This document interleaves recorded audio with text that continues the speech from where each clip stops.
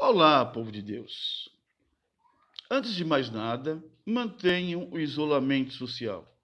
Só assim podemos controlar a propagação desse vírus. Minha gente, é o seguinte, vamos retomar, de maneira bastante sintética, parte do conteúdo que já foi desenvolvido em aulas presenciais. Então, preste atenção na sequência que vai seguir. Então, nas aulas presenciais que tivemos, fizemos as seguintes considerações. Ao falarmos sobre a Segunda Guerra, determinamos o imperialismo norte-americano, sua influência em todo o mundo capitalista, a reconstrução da Europa através do Plano Marshall, o controle da expansão soviética através da doutrina Truman, sua influência sobre economias capitalistas em países subdesenvolvidos, a expansão capitalista através das transnacionais, o consenso de Washington como guia do desenvolvimento econômico e político, sua ingerência sobre a política e economia em países subdesenvolvidos, seu apoio aos governos militares nas décadas de 60 e 70 na América Latina, apoio às ditaduras militares, embargo econômico sobre Cuba em 1961, impedindo que países tenham sua autodeterminação. Os relatos até o momento ocorrem em partes da chamada Guerra Fria, e o mundo dividido entre capitalismo e socialismo. Vamos observar agora alguns aspectos que norteiam o consenso de Washington. Esse consenso ele ocorre em 1989, na capital dos Estados Unidos. Premissas básicas desse consenso. Uma das premissas, disciplina fiscal. O Estado deve cortar gastos, eliminar ou diminuir suas dívidas, reduzindo custos e funcionários. Reforma fiscal e tributária. Reformulação do sistema de arrecadação de impostos, a fim de que as empresas pagassem menos tributos. Privatização de empresas estatais em áreas comerciais e de infraestrutura, garantindo assim o predomínio de empresas privadas.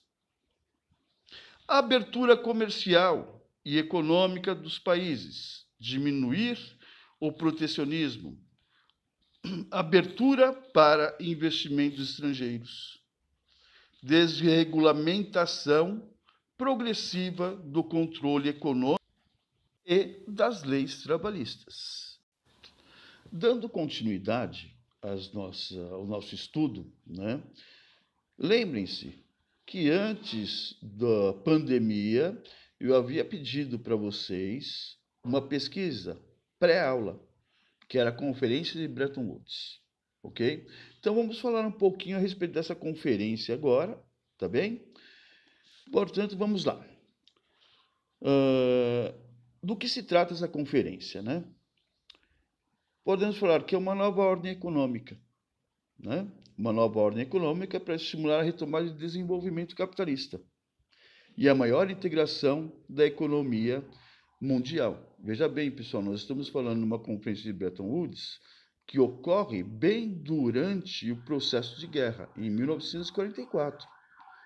Então, já estavam estruturando os caminhos da economia capitalista nesse pós-guerra, ok? Para tanto, criaram o Banco Mundial, que inicialmente tinha o objetivo apenas de captar fundos para a reconstrução europeia. Então, principalmente era o quê? Pegar dinheiro, arrecadar fundos para a reconstrução europeia. Após a guerra, né, tornou-se uma instituição por recurso. Só que agora destinado aos países subdesenvolvidos, para que eles melhorassem sua infraestrutura. Então, essa é a ideia. Então, depois da guerra, ele passa a financiar países subdesenvolvidos. Em que áreas? Né? Principalmente em setores que irão levar a um maior, digamos, desenvolvimento produtivo. Né? Lembre-se, o capitalismo ele existe através da produção e consumo. Bom, então após a guerra, né, o Banco Mundial vai, como eu já havia dito, vai se tornar um financiador dos países subdesenvolvidos, né? E através de quais pontos? Construção de estradas, aparelhamento de portos, usinas de energia, exploração de recursos minerais, instalação de indústrias de base. Como eu já havia dito, tudo para movimentar o quê? Produção e consumo, correto? Podendo fazer com que o capital, que o capitalismo, ele continue a funcionar. Bom, para tanto, eles irão criar, por exemplo, o FMI, o Fundo Monetário Internacional, além do Banco Mundial, vejam bem, criado para estimular o comércio mundial, né? Promover ajuda econômica, fornecer assessoria técnica, né? Ou seja, os países com dificuldade, né? Com dificuldade financeira, com dificuldades econômicas, certo? Podem recorrer ao FMI.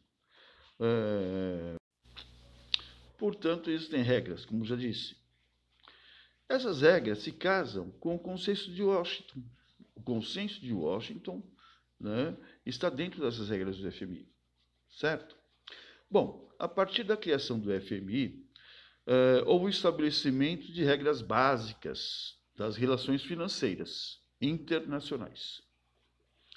E todos os países associados ao Fundo Monetário Internacional converterão suas moedas ao dólar. É por isso que o dólar hoje é moeda de referência, né? Em todo o comércio, em todos os preços. É referência mundial, certo? Tá bem? Bom, além do FMI, tivemos também o GATT, Acordo Geral sobre Tarifas Aduaneiras e Comércio. Em 1995, o GATT ele acaba, ele é extinto, ele acabou, não existe mais o GATT. Atualmente, o GATT é justamente a OMC, Organização Mundial do Comércio. Veja bem, ela está atuando hoje na nova ordem mundial, onde os blocos econômicos tornaram-se protagonistas na economia mundial. O principal propósito da OMC é tornar as relações comerciais mais justas. Dentre suas prerrogativas está o combate ao protecionismo. Países que não respeitem as regras da OMC não têm acesso aos recursos financeiros do FMI e do Banco Mundial. No atual governo norte-americano, sobre a batuta de Donald Trump, né? Organizações como OMC e ONU estão perdendo espaço na política americana e, consequentemente, mundo afora. Donald Trump relativiza a importância dessas instituições. Como o principal fiador das ações promovidas por essas instituições, acredita que os Estados Unidos da América já perderam muito economicamente. Por exemplo, os acordos climáticos. Nenhum foi assinado pelos governos norte-americanos.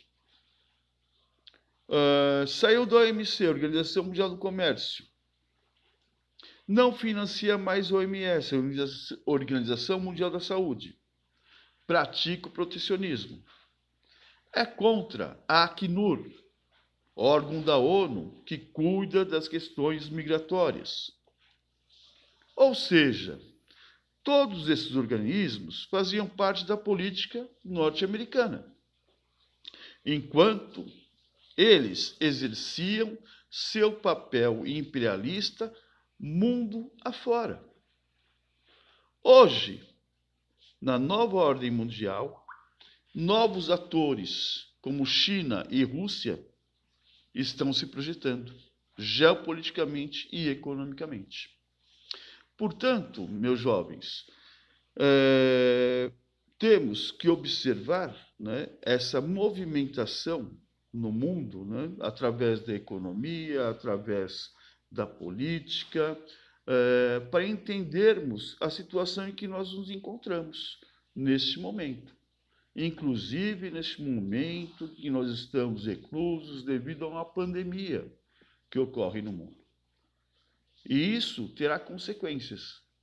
Consequências econômicas, consequências sociais, consequências de várias as partes. E, principalmente, consequências geopolíticas, né? Nas próximas aulas, vamos tentar observar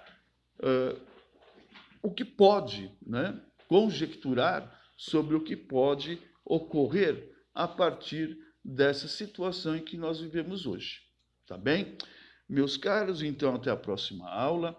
Por favor, não deixem de responder os exercícios que estão no mural. Eles são bastante importantes para as nossas, para o segmento das nossas análises, tá bem? E para as nossas próximas aulas. Até logo então, pessoal.